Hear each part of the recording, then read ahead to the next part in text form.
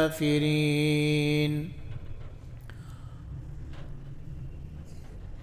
وقال النبي صلى الله عليه وسلم: يا معشر الشباب، من استطاع منكم الباءة فليتزوج، فإنه أغض للبصر وأحصن للفرج، أو كما قال عليه الصلاة والسلام. صدق الله العظيم وصدق رسوله النبي الكريم. درود شریف پڑھیے. اللهم صل على سيدنا وعلى آل سيدنا.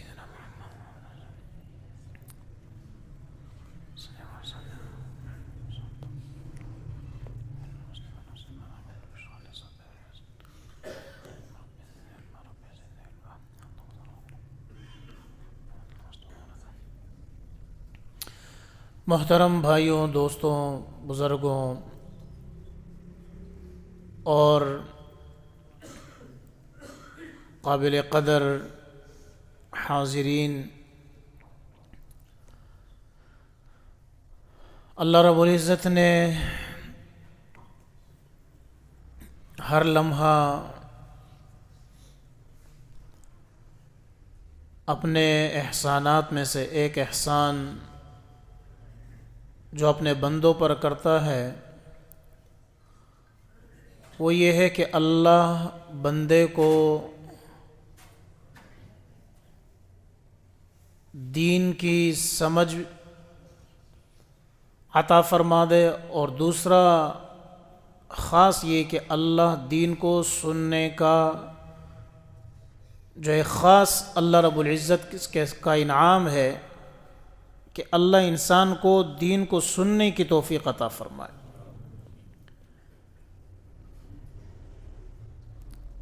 کیونکہ انسان جو سنتا ہے اور جتنی بار سنتا ہے اتنی ہی بار، عربی کا مقولہ ہے اذا تکرر تقرر، جو بات جتنی مرتبہ دہرائی جائے گی اتنا ہی وہ ذہنوں میں پیوستہ ہوتی جائے گی. دیگر مذاہب میں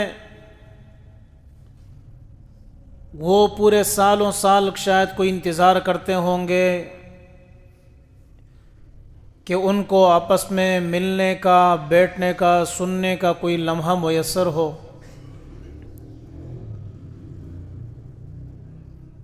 ہندو اپنے مذہب کے حساب سے انتظار کرتے ہیں خاص دن کا،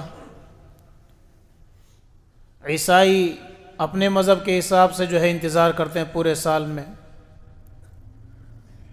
یہ اللہ نے مسلمانوں کو ایک خاص تحفہ دیا ہے جمعہ کا دن، کہ اللہ ہر مہینے میں 4 مرتبہ ان کو جمع فرما دیتا ہے. کیونکہ جمعہ کا دن وہ عظیم دن ہے. عید کا دن ہمارا سال میں 2 دفعہ آتا ہے، لیکن یہ لمحہ قیامت کے بعد ختم ہو جائے گا. 2000 فلانا شروع ہوا، لمحے آتے ہیں، یہ سب قیامت کے ساتھ ختم ہو جائیں گے.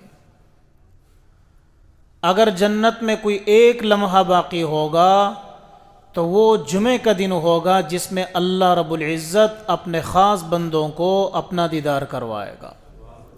یعنی یہ دن اتنا قیمتی دن ہے.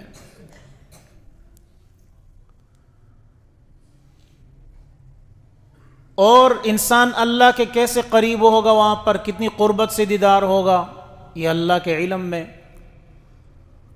لیکن اتنے ہمارے ذہنوں میں، ہمارے دماغوں میں یہ بات ضرور آتی ہے کہ ایک انسان مسجد میں پہلی صف میں پہنچنے کی کوشش کرتا ہے. اس کا مطلب یہ ہے کہ اللہ کو اس کی اتنی ہی قربت جو ہے کیا ہے، پسند ہے. دوسری صف والوں کو اتنی قربت.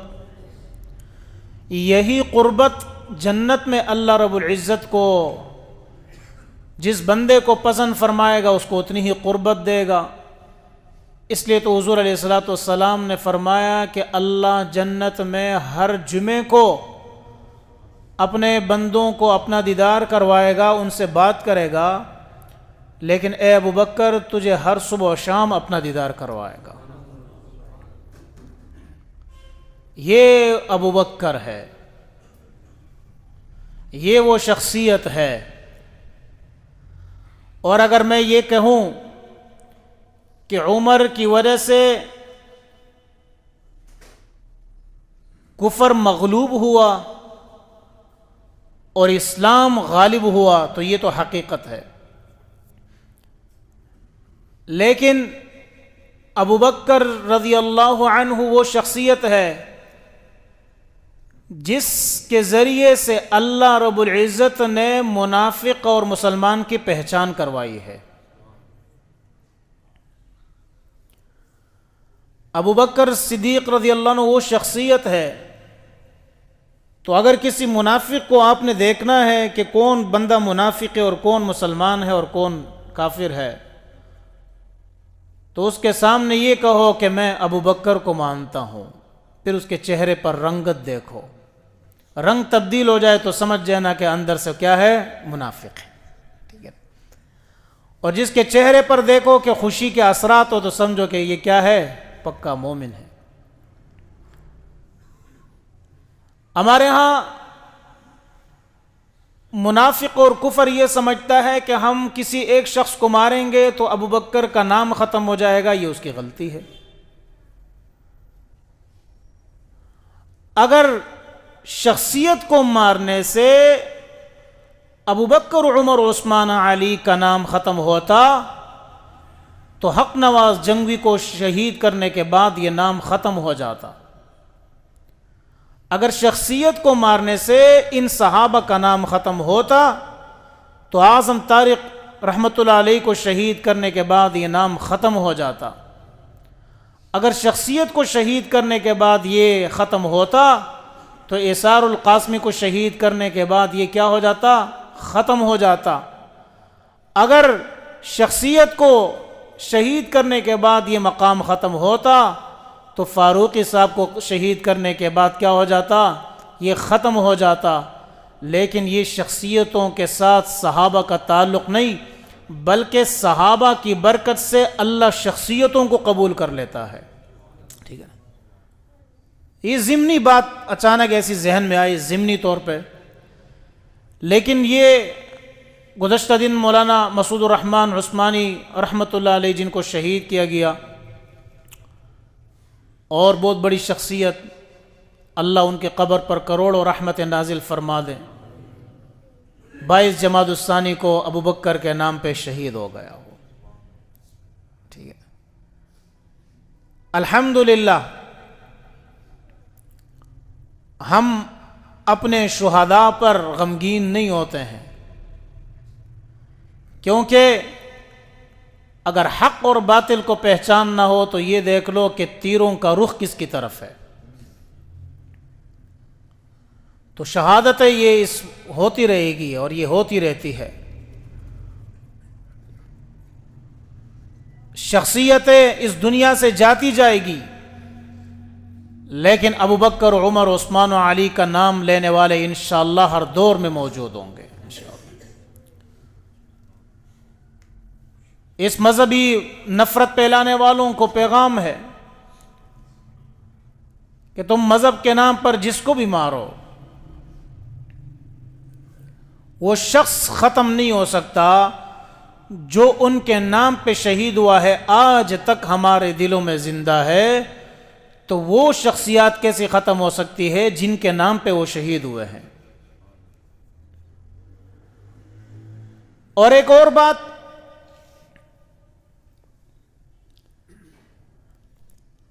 ابو بکر صدیق رضی اللہ عنہ جو نبی صلی اللہ علیہ وسلم کے سسر ہیں، اور انسان اتنی سوچ رکھے اور ان کو سمجھائے کہ مجھے یہ بتاؤ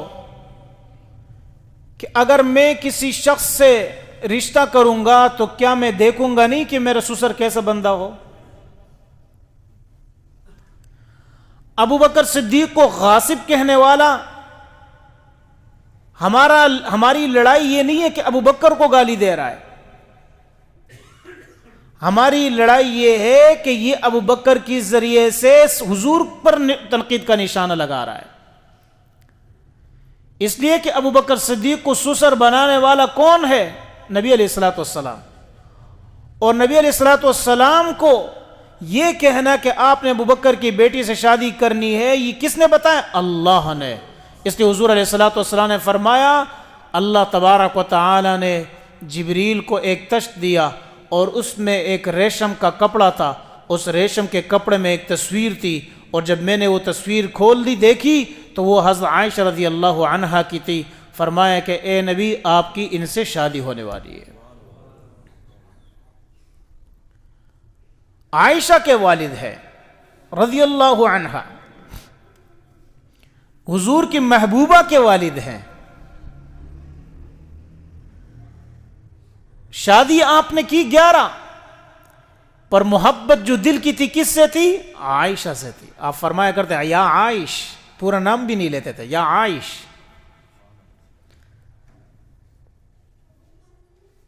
گھر والی آپ کی حضرت عائشہ رضی اللہ عنہا، جو نبی علیہ الصلوۃ والسلام کے لیے اللہ نے ان کا انتخاب کیا، اور ان کی خصوصیت یہ ہے کہ تمام بیویاں حضور علیہ الصلوۃ والسلام کی کوئی مطلقہ ہے، کوئی بیوہ ہے، لیکن صرف حضرت عائشہ رضی اللہ عنہا ایسی ہے کہ وہ باکرہ ہے، کنواری ہے۔ اور پھر خصوصیت در خصوصیت یہ ہے کہ اللہ نے باپ کی برکت سے بیٹی کو بھی یہ مقام دیا کہ حضرت عائشہ فرماتی ہے کہ مجھے فخر ہے کہ جب نبی علیہ الصلوۃ والسلام اس دنیا سے رخصت ہو رہے تھے تو آپ کا سر میرے سینے پر تھا۔ مجھے فخر ہے کہ جب نبی علیہ الصلوۃ والسلام اس دنیا سے رخصت ہو رہے تھے تو میں نے اپنے داندوں سے جو ہے مسواک چبا کر حضور علیہ السلام کو دیا تھا۔ تیرے دہن کا چبایا ہوا پسند نبی نے سواک کیا، جہاں سے تیرے لب لگے وہاں سے میرے نبی نے پیا۔ ٹھیک ہے، آپ باقاعدہ کہا کرتے تھے اے عائشہ مجھے یہ بتاؤ آپ نے اس برتن میں کون سی جگہ ہونٹ لگائے ہیں؟ حالانکہ حضور کو پتہ ہوتا تھا کہاں لگائے، لیکن بیوی کی محبت حاصل کرنے کے لیے کہ کہاں لگائے ہیں، تو حضرت عائشہ عرض کرتی اے اللہ کے رسول میں نے یہاں لگائے ہیں، تو حضور علیہ الصلوۃ والسلام اس طرف کو اپنی طرف کر کے وہاں سے اپنے مبارک ہونٹ لگا کر آپ صلی اللہ علیہ وسلم جو ہے پانی کیا کرتے تھے؟ نوش فرمایا کرتے تھے۔ تو بہرحال یہ ایک ضمنی بات تھی کہ ابو بکر صدیق رضی اللہ عنہ وہ شخصیت ہے جو حق اور منافق اور مسلمان کے درمیان جو ہے فرق کرنے والی شخصیت ہے، اور انشاءاللہ جتنے یہ لوگ ستم کرتے جائیں گے، زبان درازی کرتے جائیں گے، اتنے ہی حضور حضرت صحابہ کے محبت کرنے والے مزید پیدا ہوں گے انشاءاللہ۔ بہرحال ہماری دعا ہے کہ اللہ فاروقی صاحب، مسعود الرحمن فاروقی صاحب، مسعود الرحمن عثمانی صاحب اور دیگر جتنے بھی حضرات ہیں، اللہ سب کی کامل مغفرت نصیب فرما دے، اور جتنے بھی حضرات ہمارے اورنگزیب فاروقی صاحب ہیں، اللہ تبارک و تعالی ان کی حفاظت فرما دے۔ گزشتہ جمعے میں آپ حضرات کے سامنے شادی بیاہ کے موضوعات پر گفتگو ہو رہی تھی، اور خاص طور پہ ہمارے معاشرے میں جتنی بھی باتیں ہیں، جتنی بھی رسوم و رواج ہے، اس پر گفتگو ہوتی ہے۔ ایک بات ذہن نشین رکھیں، اور یہ بات بڑی اہم ہے کہ میں جمعے میں جب بھی کوئی بات کرتا ہوں، بیان کرتا ہوں، تو بعض حضرات کو ایسا لگتا ہے کہ یہ میرے بارے میں کہہ رہا ہے۔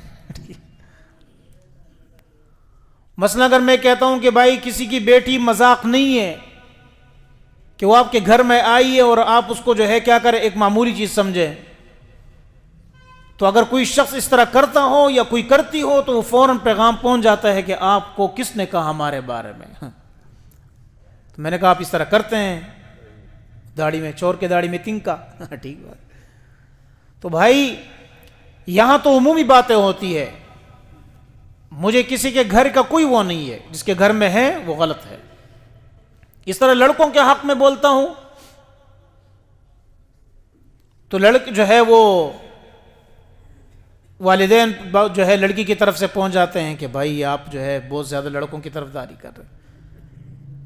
تو مسئلہ یہ ہے کہ چھوڑنا تو ہم نے ہے نہیں، آپ سنتے جائیں۔ میں نے عرض پچھلے جمعے میں یہ کیا تھا اور یہاں آ کر بات ختم ہوئی تھی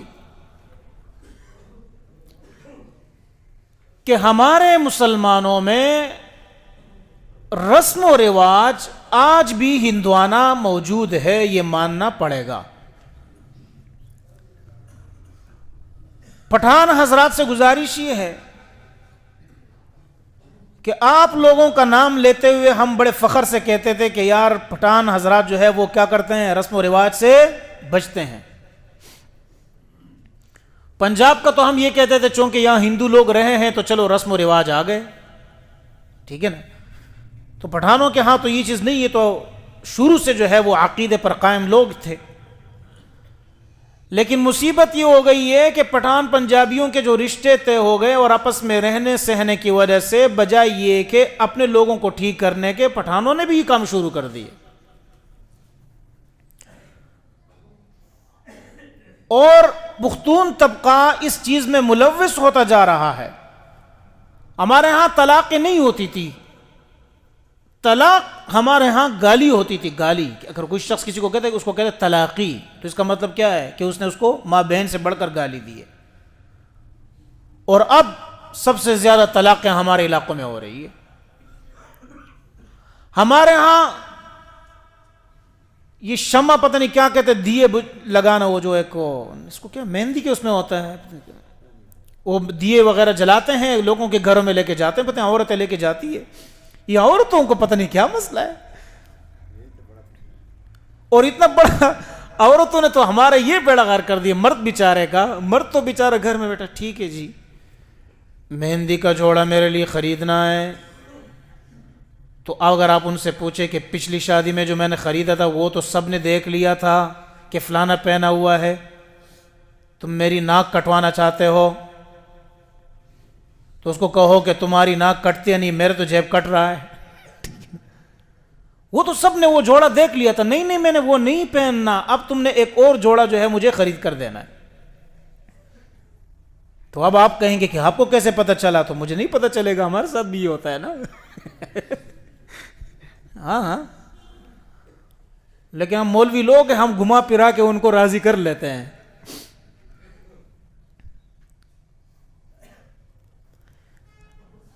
اچھا، مہندی کا جوڑا الگ، بارات کا جوڑا الگ، ولیمے کا جوڑا الگ۔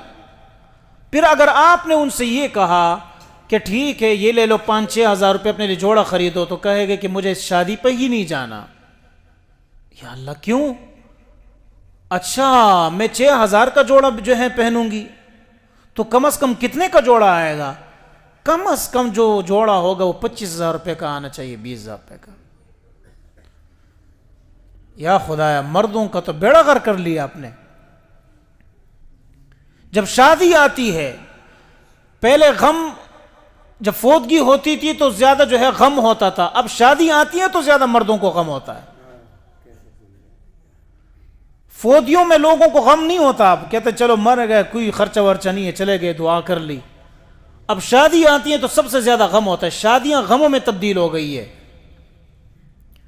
مردوں کے حالات خطرناک ہوتے جا رہے ہیں، لیکن عورت اپنی اسی جو ہے اس پہ قائم ہے کہ نہیں میں نے اسی طرح زندگی گزارنی ہے جس طرح گزارتی تھی۔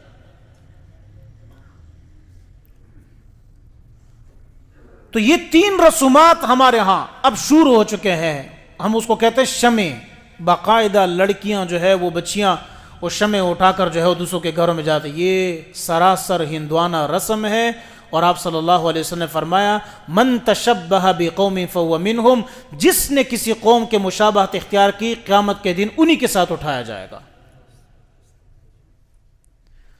تو مہندی کے رسم کرنے والیاں اور کرنے والے ذرا اس بات کو سوچیں کہ یہ صرف آپ رسم نہیں کر رہے ہیں بلکہ آپ ہندوانہ رسم کو فروغ دے رہے ہیں۔ اب تو مصیبت یہ ہے کہ وہ جو مہندی کے ساتھ ساتھ پتہ نہیں اور کچھ لگاتے تھے ہاتھ وغیرہ میں، اب وہ بھی شروع ہو گیا ہے. مرد کے ساتھ الگ شروع ہے، عورت کے ساتھ الگ. شادی کے موقع پر مرد کو اتنا سجایا جاتا ہے کہ پتہ نہیں چلتا کہ یہ شی ہے یا ہی ہے. اور نبی علیہ الصلوۃ والسلام کی صاف حدیث، آپ صلی اللہ علیہ وسلم نے فرمایا لعن رسول اللہ صلی اللہ علیہ وسلم المتشبہین من الرجال بالنساء والمتشبہات من النساء بالرجال. اللہ نے ان مردوں پر لعنت فرمائی ہے جو عورتوں کی طرح جو ہے وہ کیا شبہ اختیار کر لے، اور ان عورتوں پر جو ہے اللہ نے لعنت فرمائی ہے جو مردوں کی طرح کیا ہے اپنے وہ اختیار کر لے. شادی پہ ساڑی پہنوں گی، مرد کا لباس دیکھو تو ایسا سرخ لباس ہوتا ہے، لگتا ہے کہ بس پتہ نہیں کوئی آنٹی یا آنٹا پتہ نہیں کیا کھڑا ہے یہ. وہ بھائی ہاتھ میں یہ پتہ نہیں کیا کیا انہوں نے پہنائے ہوتے ہیں. یہ سارے رسومات جس کی بنیاد پر ہمارے خرچ، اور سب سے بڑا مسئلہ غریب کو ہے. ہم غریبوں کو سب سے بڑی خواہش ہوتی ہے، بس امیر اتنا زیادہ نہیں کریں گے جتنے غریبوں نے یہ سلسلہ شروع کیا ہے. ہم اپنی میتوں پر قرضے لے کر اپنے میتوں کو بخشوانے کی کوشش کرتے ہیں کہ مولوی صاحب نے کہا ہے کہ اگر آپ ختم نہیں کریں گے 30ویں اور 40ویں نہیں کریں گے اور سالانہ نہیں کریں گے تو آپ کا مردہ اسی طرح پڑا رہے گا. مولانا بجلی گر صاحب کہتے ہیں کہ میرے پاس ایک شخص آیا اور اس نے کہا کہ حضرت میرے والد صاحب فوت ہوئے ہیں تو 30واں میں نے کرنا ہے، بتاؤ میں کیا کروں. تو کہتے ہیں میں نے مذاقاً اس کو کہا، اس نے کہا کہ کیا میٹھا لے کے آؤں. میں نے کہا میٹھا مولویوں کے پاس بہت آتا ہے، تم اس طرح کرو دمبے 2 زبردست قسم کے ذبح کر کے جو ہے وہ اس کا گوشت لے کے آؤ. کہتے ہیں میں نے تو مذاق کیا، اگلی مرتبہ دیکھا تو طالب علم کو دیکھو گوشت پڑا ہوا ہے، سارے طالب علم کھا رہے. میں نے کہا یہ کیا ہے؟ کہتے ہو جس کو آپ نے کہا تھا نا گوشت لے کے آؤ. تو کہتے میں نے اس کو بلایا، میں نے کہا واہ واہ واہ. کہتے کیا ہوا؟ کہتے صحیح دمبا تھا، صحیح گوشت تھا حضرت، آپ نے چھک لیا. میں نے کہا یہ چھوڑ دو، رات کو میں نے تیرے باپ کو خواب میں دیکھا کہ دمبوں کے اوپر جنت کی طرف جا رہا ہے. کہتے اس نے کہا سبحان اللہ، اب ہر روز آئے گا انشاءاللہ، ہر جمعرات کو دمبا آئے گا. یہ ہم نے بیڑا غرق کر دیا. جس کی فوتگی ہوئی ہے وہ بیچارہ اپنے باپ پر اتنا پریشان نہیں ہوتا، اپنی ماں پر اتنا پریشان نہیں ہوتا جتنا اس کو غم ہوتا ہے کہ میں نے 30ویں کرنی ہے، میں نے 40واں کرنا ہے. اس کے لیے جو وہ قرضے لیتا ہے، شادیوں کے لیے وہ پٹاخوں اور ان چیزوں کے لیے قرضے لے کر جو ہے وہ کیا کرتا ہے، صرف واہ واہ کرواتا ہے. غریب سے غریب میں نے دیکھے ہیں کہ پیسے ایسے اچھال رہے ہوتے ہیں، بعد میں آ کر مجھے کہتے ہیں حضرت وہ نکاح کی فیس میرے پاس بہت کم ہے تو اگر آپ مہربانی کریں. میں سچی کہہ رہا ہوں، نکاح کے موقع پر میں نے دیکھا کہ پیسے پھینک رہا ہے اور نکاح کی رجسٹریشن نہیں کروا رہے ہیں. سال کے بعد آتا ہے اور کہتے ہیں حضرت میں اس لیے نہیں آتا کہ میرے پاس وہ فیس نہیں تھی، مجھے شرمندگی ہو رہی تھی. اب آپ بتائیں تو بندہ پھر ایسے بندے کے ساتھ کرے کیا کہ جب میں نے شادی میں آپ کو دیکھا تو آپ تو پیسے اڑا رہے تھے اور جب فیس کی بات آئی تو اپنے نکاح نامہ رجسٹریشن نہیں کروا رہے تھے، اس کی رجسٹریشن نہیں کروا رہے تھے. کیوں؟ اس لیے کہ میرے پاس فیس نہیں تھی. میں نے کہا کوئی مسئلہ نہیں یار، چلو ہم ایسے ہی کر دیں گے، لیکن اللہ کا واسطہ ہے جو پیسے اپنے قرضہ کیے، میں اللہ کی قسم کھا کے کہتا ہوں. اس نے کہا مفتی صاحب ابھی تک میں نے وہ قرضہ ادا نہیں کیا ہے. میں سچ کہہ رہا ہوں، ادھر الفتا میں آیا تھا اور اس کا نکاح نامہ میرے پاس پڑا ہوا تھا. میں نے کہا میں ایسے ہی کر دوں گا، ہو سکتا ہے محفل میں بھی ہو لیکن نام تو میں نے نہیں لیا. یہ ہماری حالت ہے. اور ہم کہتے کیا ہے، عمران خان مرد آباد اور نواز شریف مرد آباد. سب سے پہلے اپنے مرد آباد ہونے کا نعرہ لگائیں. مہنگائی ہم نے خود اپنے اوپر ڈالی ہے. ہمارے پاس ہمارے گھر میں ضروریات سے زیادہ خواہشات کی چیزیں ہیں. ہمارے مارکیٹیں خواہشاتوں سے بھری ہوئی ہے، ضروریات سے زیادہ خواہشاتوں سے بھری ہوئی ہے. تو میں نے اس سے ایک گلہ کیا، میں نے کہا حضرت کوئی مسئلہ نہیں ہے، فیس آپ نہ دیں، ایسی کوئی بات نہیں ہے، اور یہ اس کے تو کنٹونمنٹ بورڈ کی جو فیس ہو دے دے. لیکن مجھے خفگی یہ ہوئی ہے کہ جیسے ہی میں نے نکاح پڑھایا اس سے پہلے تو مولوی صاحب آپ کو گاڑی میں لے کے آئیں یا کس چیز میں لے کے، میں نے کہا میں خود اپنی گاڑی میں آتا ہوں یار. لیکن جب نکاح شکاح ہوا تو اس کے بعد اس نے میرا پوچھا نہیں کہ آپ نے کھانا کھانا یا نہیں کھانا. میں نے کہا اللہ کا واسطے پھر پوچھا بھی کرو کہ مولوی صاحب نے جو نکاح پڑھایا نا وہ ادھر بیٹھا ہوتا ہے، پھر مولوی صاحب کیا ہے کسی کی نظر نہیں ہوتی کہ کھانا کھانا یا نہیں. وہ آپ کا میٹھا بھی باقی ہے. تو ایسا نہیں کریں. پھر ایک اور حدیث جو ہمارے شادیاں ہمارے لیے مشکل ہوتی جا رہی ہے، نمبر 1 تو میں نے ذکر کر دیا، وہ کیا ہے؟ اور وہ بیوٹی پارلر والے خوب سنیں، آپ صلی اللہ علیہ وسلم نے فرمایا لعنت الواصلہ والمستوصلہ، بیوٹی پارلر پہ لڑکیاں عورتیں جانے والی جو اور عورتوں کے بال اپنے بالوں کے ساتھ لگاتی ہے، اللہ کے نبی نے ان پر لعنت فرمائی ہے، اور یہ کروانے والیوں پر بھی لعنت اور کرنے والیوں پر بھی لعنت فرمائی۔ ایک ہے جعلی بال، اس میں گنجائش، ایک ہے عورت ہی کے بال، اس میں گنجائش نہیں ہے، کیوں؟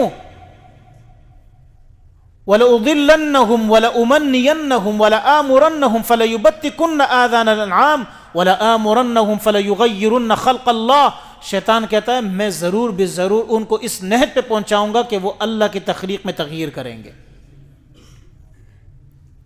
بیوٹی پارلر میں کیا یہ نہیں ہو رہا؟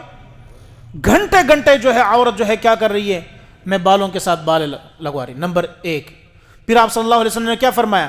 وَالنَّامِسَةُ وَالْمُتَنَمِّسَةُ، وہ کون ہے؟ وہ عورت جو اپنے بھویں بنواتی ہے، اس پر اللہ کے نبی نے لعنت فرمائی ہے۔ بیوٹی پارلر سے شادی کے لیے جا رہی ہے اور اللہ کی نافرمانی کر کے جا رہی ہے۔ پھر کیا فرمایا؟ والواشمہ والمستوشمہ، اللہ کے نبی صلی اللہ علیہ وسلم لعنتوں پر لعنت فرما رہے ہیں، اور یہ عورت جو ہے کیا ہے؟ پھر آپ صلی اللہ علیہ وسلم نے فرمایا کہ قیامت کے قریب ایک وقت ایسا آئے گا، اب اس سردی کے موسم میں دیکھیں ہم نے اتنے بڑے بڑے جاکٹس پہنے ہوئے ہیں اور عورتوں نے شادیوں میں پھر بھی وہی باریک لباس پہننا ہے۔ سردی ان کو نہیں لگتی ہے ظالموں کو،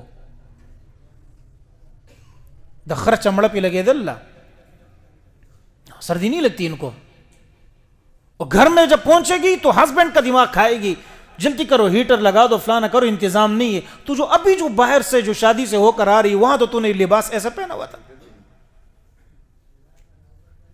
آپ صلی اللہ علیہ وسلم نے فرمایا کہ قیامت کے قریب ایسی عورتیں ہوگی، النساء کاسیات عاریات، کہ کپڑے ان نے پہنے ہوں گے لیکن پھر بھی ننگی نظر آتی ہوگی، مائلات ممیلات، خود بھی مرد اوروں کو مائل کرنے والی ہوگی اور بھی ان کی طرف مائل کرنے والے ہوں گے، لا یجدن ریح الجنہ، وہ جنت کی خوشبو بھی نہیں پا سکے گی، حالانکہ نبی علیہ السلام نے فرمایا جنت کی خوشبو تو دور دور کے فاصلوں پر آئے گی، لیکن ان عورتوں کو جنت کی خوشبو نہیں آئے گی۔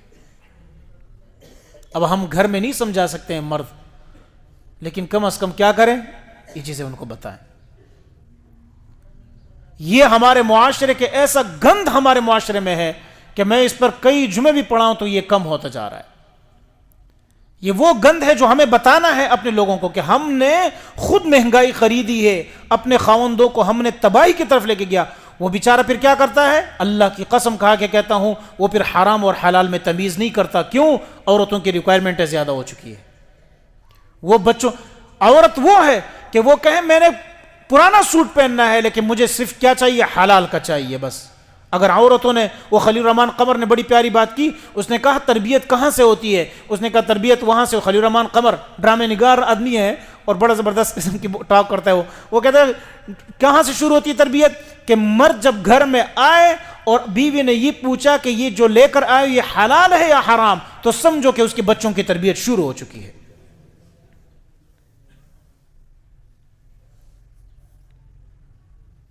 میرے بھائی دوستو بزرگوں، وقت کے اس اختصار کے ساتھ اس پر مزید گفتگو ہوگی، لیکن آج کے جمعے میں آپ کے سامنے دو باتیں ضرور آئی۔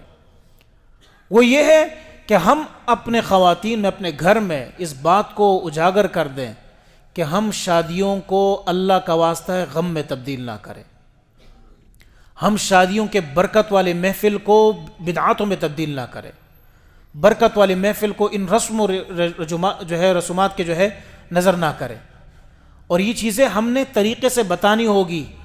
آپ اس کو کہیں میں آپ کو سوٹ کے جتنے آپ پیسے مانگ رہی ہے نا، جتنے سوٹ آ رہے ہیں یہ میں پیسے آپ کو دے دوں گا، آپ کسی اور چیز میں اس کو خرچ کر، لیکن اللہ کا واسطہ ہے اس طرح لباس میں اس کو خرچ نہ کریں۔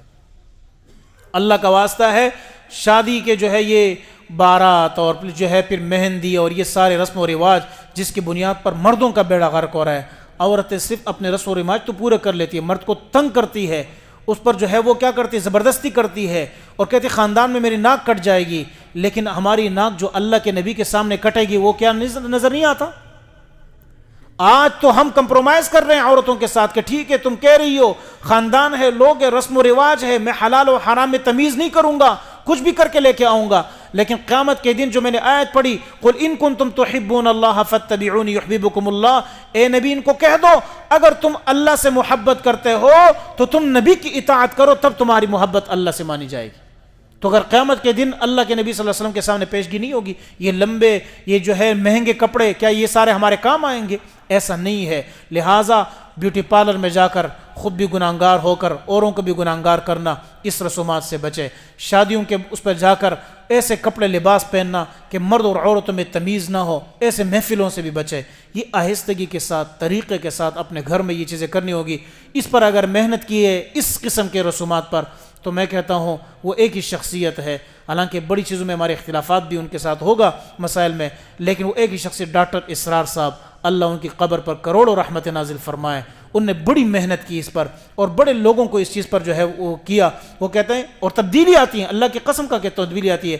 میں نے پچھلا ایک جمعہ جو پڑھایا کہ شادی کہاں پر ہو، نکاح کہاں پر ہو، مسجد پہ ہو، اعلنوا ھذا النکاح وجعلوہ فی المسجد، اس نکاح کا اعلان کرو، اس کو مسجد مقرر کرو، اس سنت پر عمل کرنا شروع کر دے۔ کئی لوگ ایسے آئے، انہوں نے کہا کہ ہمارا ارادہ شادی حال کا تھا لیکن ہم اپنی شادیوں کو مسجد میں انشاءاللہ منعقد کریں گے۔ ٹھیک ہے جی، تو اس قسم کے، اور اسلام آباد میں باقاعدہ ایک رحمت العالمین یا اس طرح کوئی ایک مسجد ہے، رحمت العالمین ہے نا، ایک مسجد ہے، باقاعدہ وہاں پر شادیاں مسجد کے اندر ہو رہی ہے، ان کے کھانے کا انتظام بھی مسجد کے اندر ہے، ان کے پینے کا انتظام مسجد کے اندر، بہترین نظام ان مسجد والوں نے رکھا ہے۔ ہمارے اہل حدیث بھائیوں کی ہی مسجد ہے، اللہ تبارک و تعالیٰ ان کو جزائے خیر عطا فرمائے، اور اللہ ہمیں اپنے نکاح اور اپنے جتنے بھی جو شادی بیاہ ہے یا غم ہے اس کو سنت کے مطابق کرنے کی توفیق نصیب فرمائے۔ واخر الحمدللہ۔